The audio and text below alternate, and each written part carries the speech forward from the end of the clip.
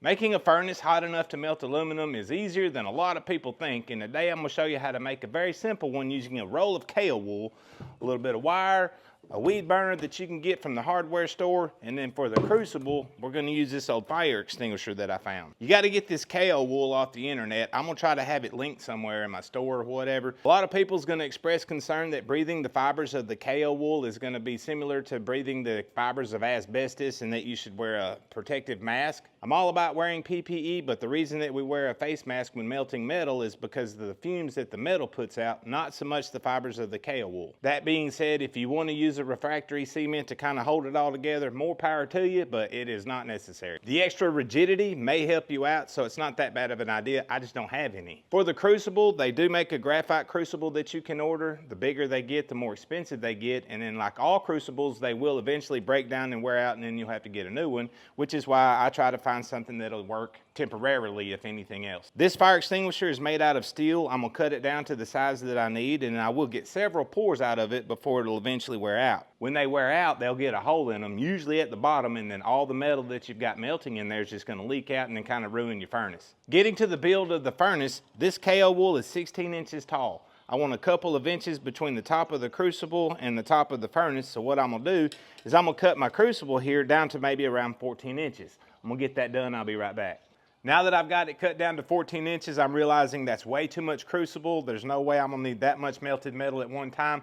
It's a little bit too heavy, so I'm gonna go ahead and take it down a little bit shorter, which will be good because that'll give me a lot more use out of my kale wool. As it turns out, 6 inches is plenty and is a lot easier to handle. So what I'm gonna do is I'm gonna take my kale wool, make a little loop around it so there's about an inch all the way around, give myself a little bit of an overlap, and then I'm gonna mark the kale wool right here where I need to cut it. Now I'm gonna move the crucible out of the way, set it right there, and then I'm gonna take a knife and then cut along my line that I made.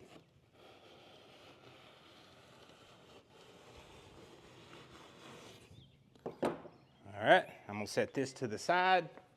Now what I'm gonna do is cut the kale wool in half lengthwise because my crucible is 6 inches, this is 16 inches, and so that'll give me 8 inches per half, which means I'll actually get 2 furnaces out of this one piece of kale wool. It ain't gotta be perfect as long as it's close.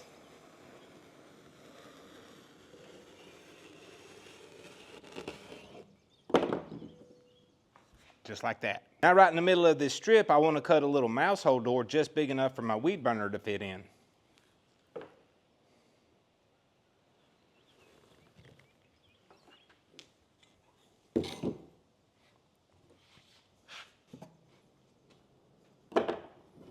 Just like that. So this right here is what I'm talking about. You see I've got 2 wraps of wire around it to kind of hold it all together.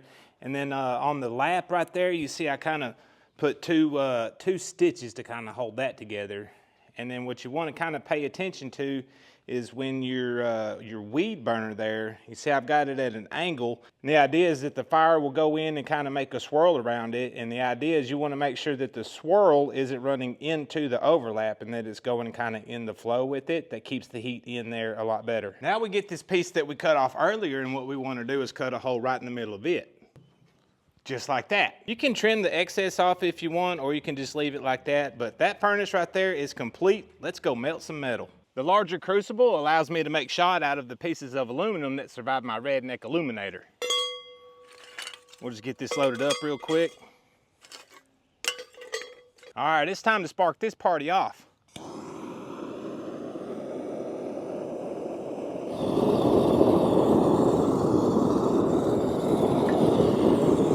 Put our cover on just like that. Then after just a few skinny minutes, you find yourself with some aluminum hot enough to pour.